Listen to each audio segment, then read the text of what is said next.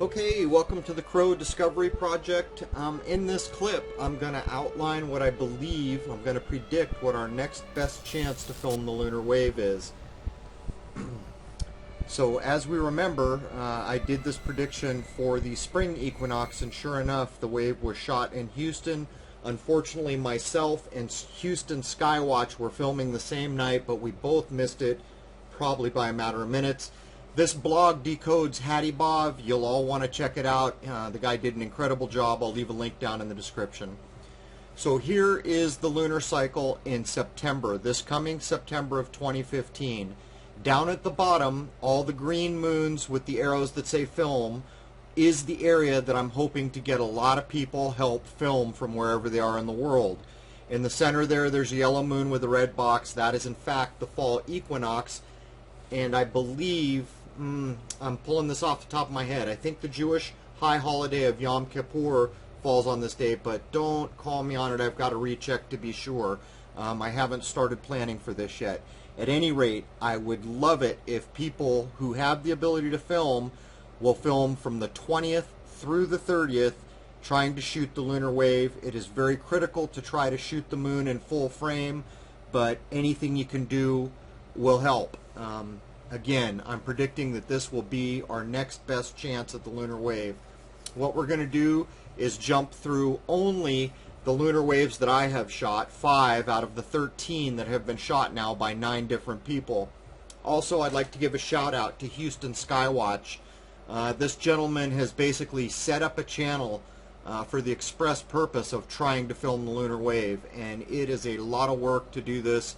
So kudos to you and good luck. I hope you're able. And I know it was frustrating. The last prediction I made was to film a lunar wave after the spring equinox, the one that we just had, and it was in fact filmed in Houston.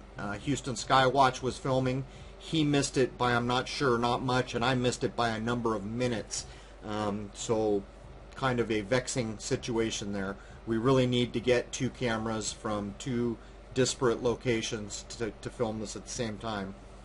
So what we're looking at here is the best filming of the lunar wave we have. This is the 2012 fall equinox filming.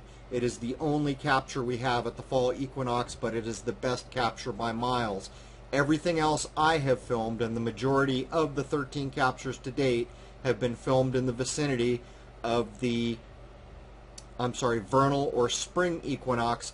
There are a couple exceptions, one of which is the German footage, which does look a little different, but is probably some form of lunar wave. I believe that was a bit after the summer solstice, and I think we have one more that was shot in June. According to the Haty Bob research, we are likely to see lunar waves for 3 months after the spring equinox. At this point, I think it's safe for me to predict that our best chance for this year, I'm not saying that you can't film it in the interim. I have no idea if it's impossible to film all year, but we should always be trying. But the next best chance will be probably 4 days before full, at full, 4 days after full, at the fall equinox in September of 2012.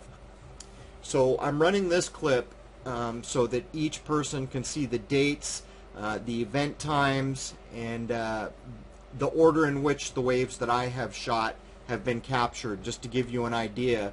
And what we learned was, after we shot the 2012 wave, which is by far the best, a lot of these waves became harder to see, faster, and more illusory. But here's some facts about the lunar waves. They will always come in pairs. The only exception to that we have is the German footage, which it's not really clear how many waves there are, but we definitely see 2. And since the way it was shot and the camera was used, we kind of have to look at the edge or the limb of the moon to get some sort of idea of what's going on in that footage.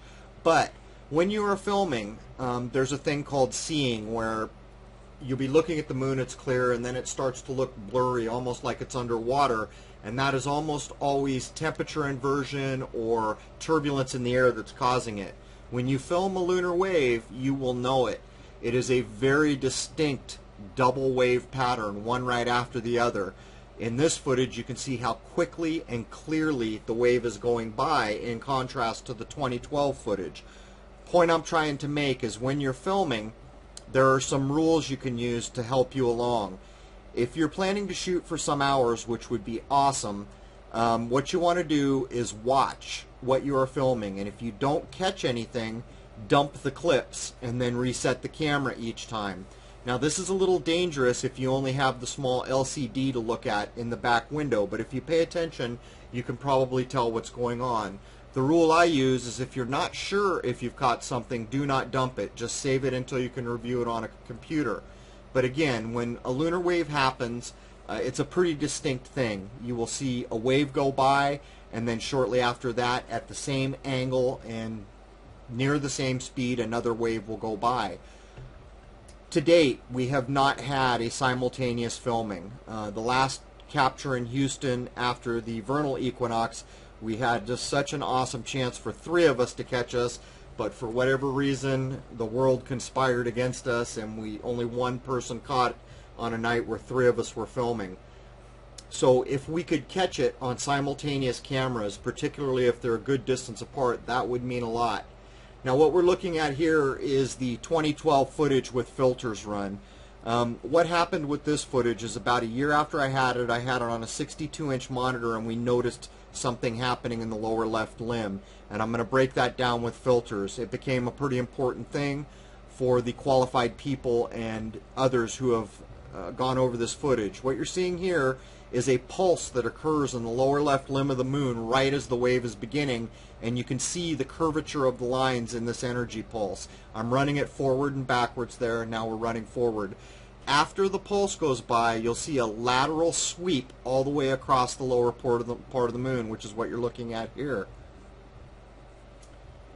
Here is the lunar wave with filters run to bring up contrast at 50% speed. Now to get back to the blog that I mentioned in the beginning, there is a gentleman who runs a blog. I don't know if he wants me to say his name, so I'll just use the link to identify him. He has done a huge task of translating the Haty Bob material and then translating it in a readable way into English.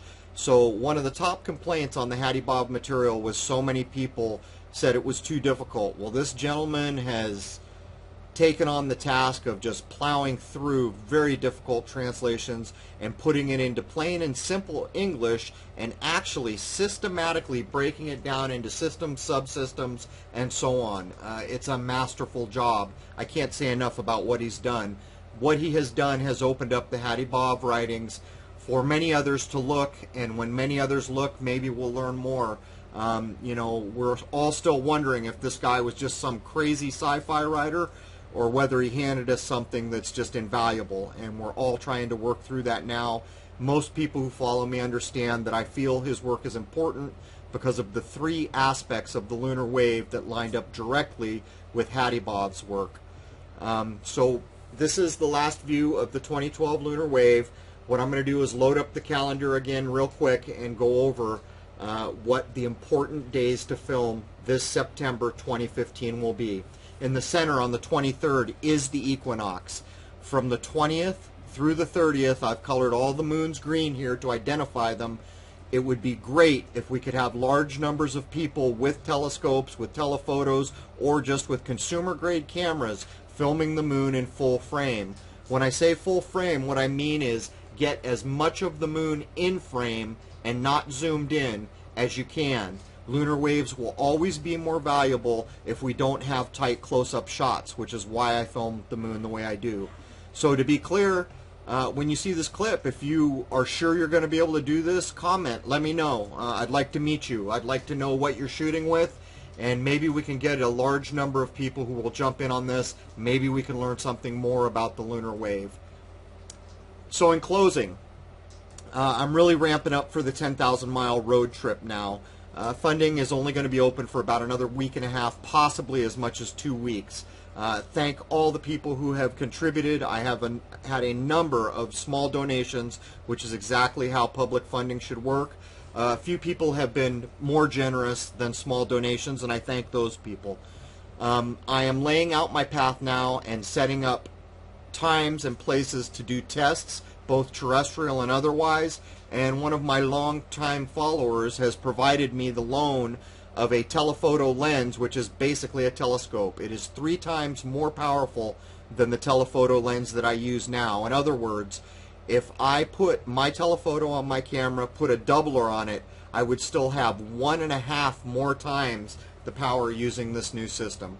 So there it is. Thank you all who have contributed, and again, if you think you can shoot during the period I have delineated here, please comment in the comments section. Let me know who you are, what you'll be shooting with, and what periods of time you think you can cover. There it is. Cheers.